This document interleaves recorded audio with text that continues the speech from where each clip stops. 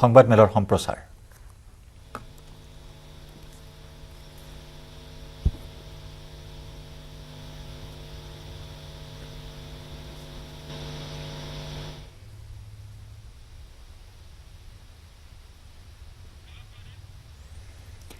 ক্ৰমাগতভাৱে তৃতীয় দিনৰ বাবে আজি সংবাদমেল সম্বোধন কৰিছে কেন্দ্ৰীয় বিত্তমন্ত্ৰী নিৰ্মলা সীতাৰমণে ইতিমধ্যে প্ৰধানমন্ত্ৰীয়ে ঘোষণা কৰা আৰ্থিক পেকেজ সন্দৰ্ভত বিস্তৃত বিশ্লেষণ দাঙি ধৰিছে এই সংবাদমেলত মন্ত্ৰীগৰাকীয়ে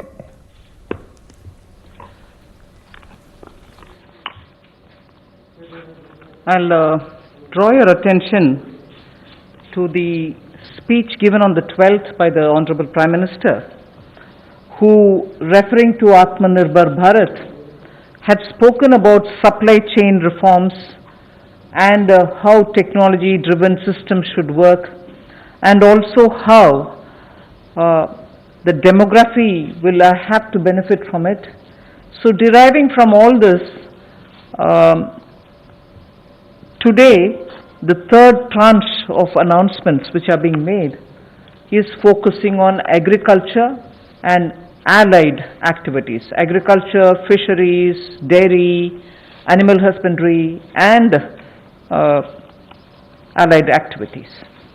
So which will also have some aspects of food processing and so on. See, the largest proportion of Indian population is dependent on agriculture even now. And of all those who are dependent on agriculture, nearly 85% of the operational holdings are held by small and medium-sized farmers. Small and actually marginal farmers. That is also referred to in the economic survey of 2020.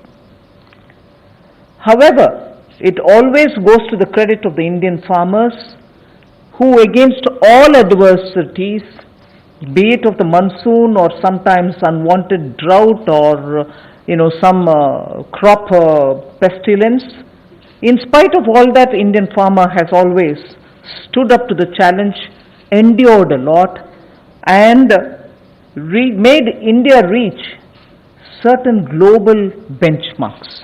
Very quickly, I'll tell you, you are aware that India is the largest milk producer, largest jute producer, largest pulses producer, dals, variety of dals.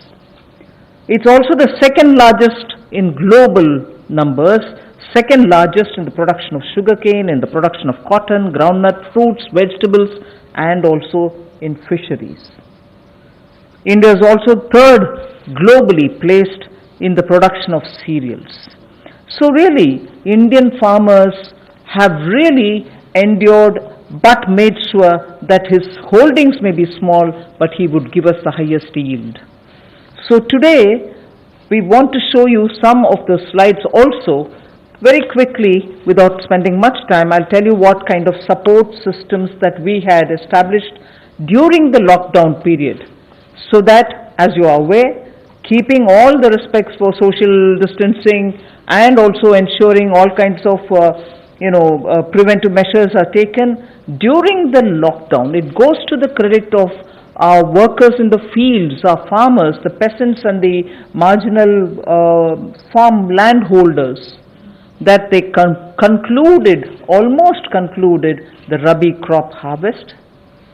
And also many of the states have been successful in somehow pushing ahead with due procurement process.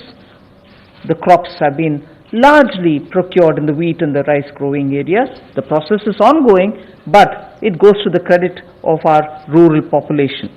So today, therefore, I'll also be showing you a slide a bit later on what we have done in the last 2 months to make sure that agriculture work was supported during the lockdown. Just the 2-month story.